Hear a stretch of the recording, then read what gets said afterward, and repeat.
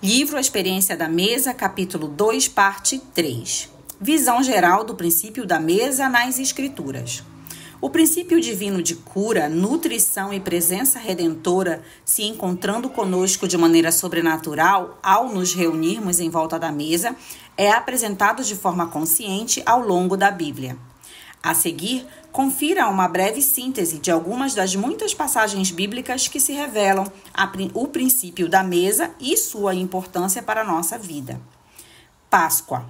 No Antigo Testamento, Deus designou 7 celebrações anuais que foram separadas como reuniões sagradas, entre aspas, para adorar ao Senhor, lembrar-se do que Ele fizera e guardar a redenção que um dia viria. Levítico 23, 4. Todas as gerações de israelitas, inclusive muitos judeus hoje, celebram essas 7 festas anuais desde que elas foram estabelecidas por Deus milhares de anos atrás.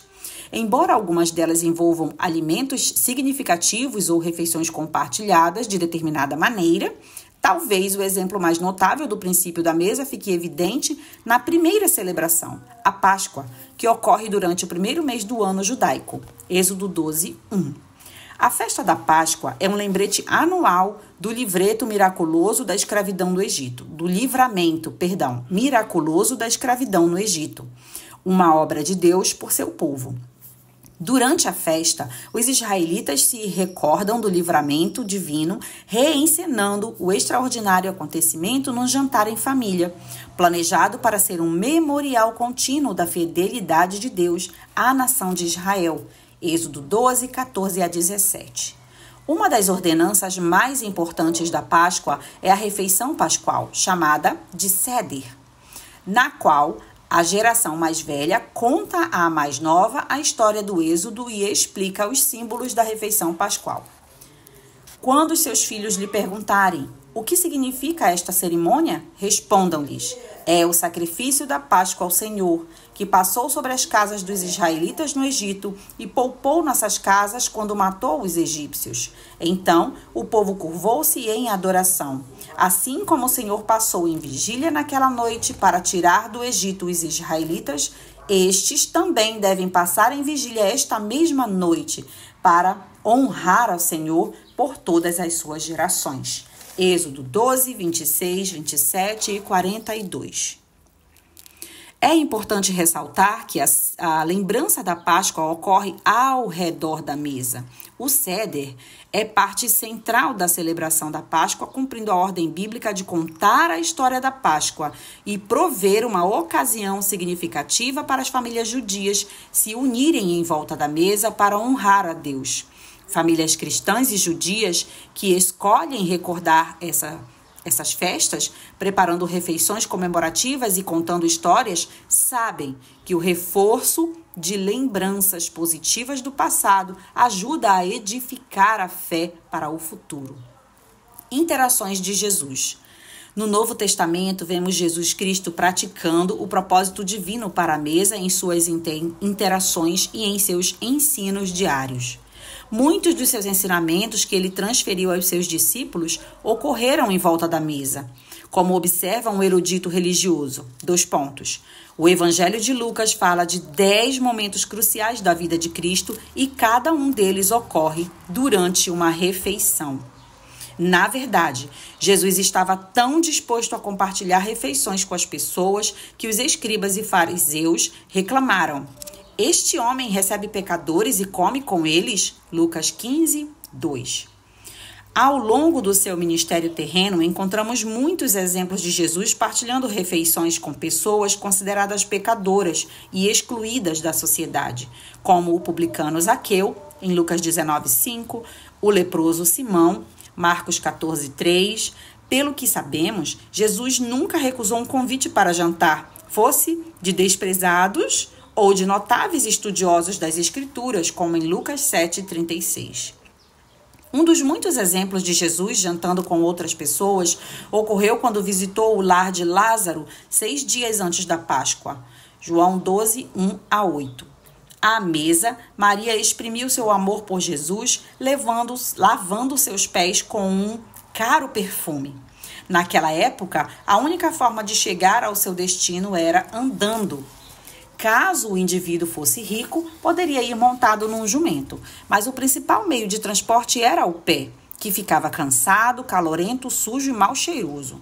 Os anfitriões educados ofereciam água fria para os visitantes lavarem os pés. Mas o próprio anfitrião lavar os pés de um viajante cansado era um serviço raro e extremamente especial. Imagine a cena. Não muito tempo antes, Lázaro morrera e estivera na sepultura por 4 dias, até Jesus milagrosamente lhe restaurar a vida. Marta, sua irmã, estava na cozinha preparando uma refeição suntuosa. Jesus e os discípulos chegaram em uma jornada quente e empoeirada das colinas de Efraim. Jesus sabia que iria à cruz em apenas 6 dias, de modo que muito ansiava por passar um tempo aconchegante e íntimo com seus melhores amigos e discípulos. Onde ele resolveu fazer isso? À mesa da casa deles. Jesus sabia que aquela seria a última oportunidade de desfrutar a companhia dos amigos, Maria, Marta e Lázaro, antes de ser crucificado. Mas ele não escolheu passar seu último dia com eles em meio a multidões do mercado e não disse: "Ei, vamos pescar?"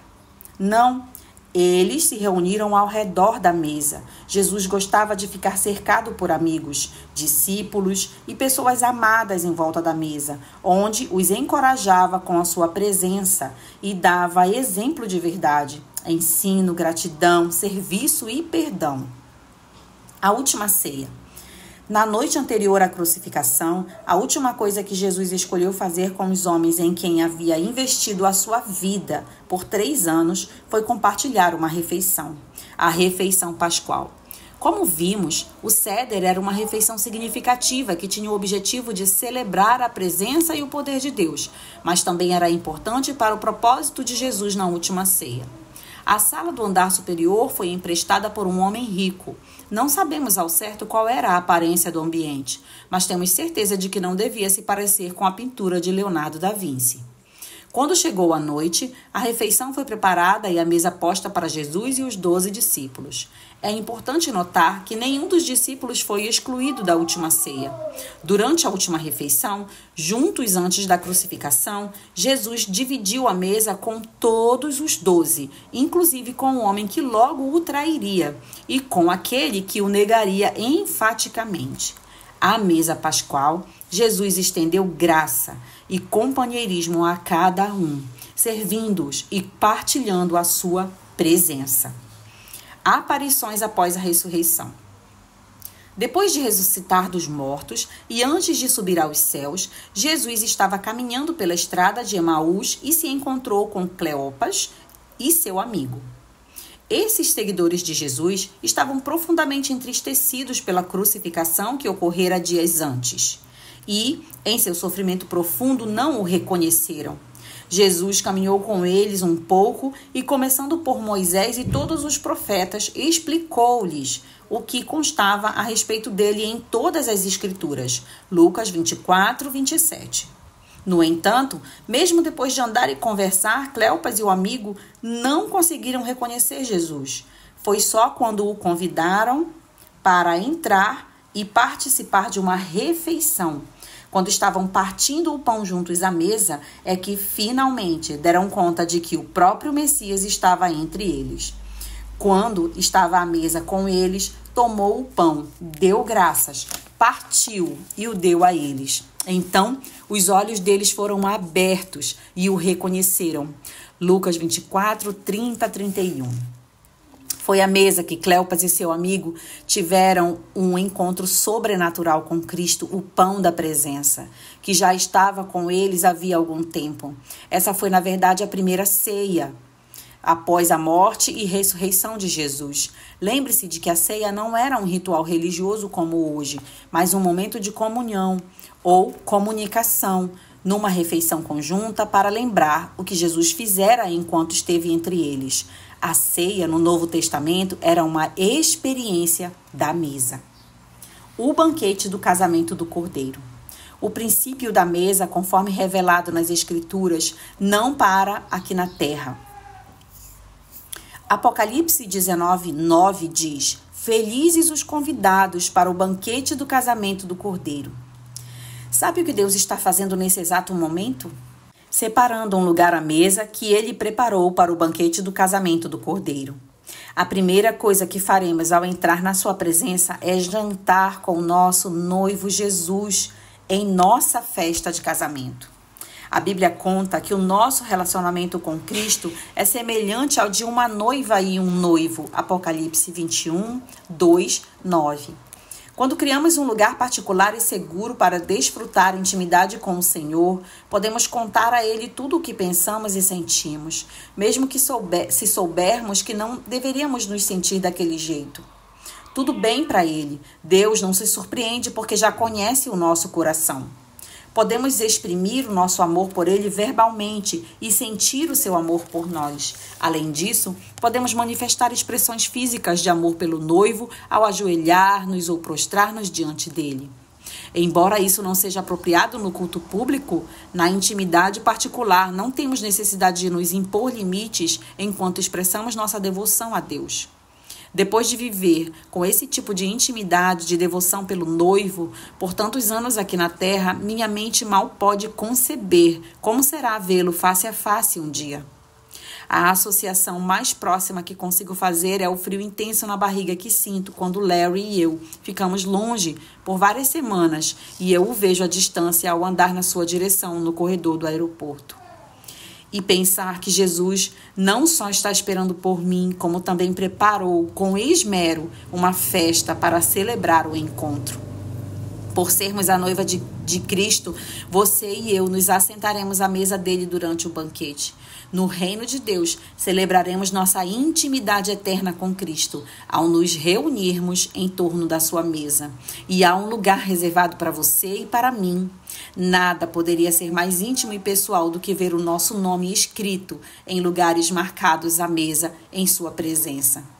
Da mesa no tabernáculo até o banquete do casamento do Cordeiro, a palavra de Deus está repleta de exemplos da presença divina à mesa, proporcionando intimidade, cura e nutrição espiritual. Portanto, vamos nos preparar para um encontro sobrenatural com o Senhor e preparar a nossa mesa. Até o próximo capítulo.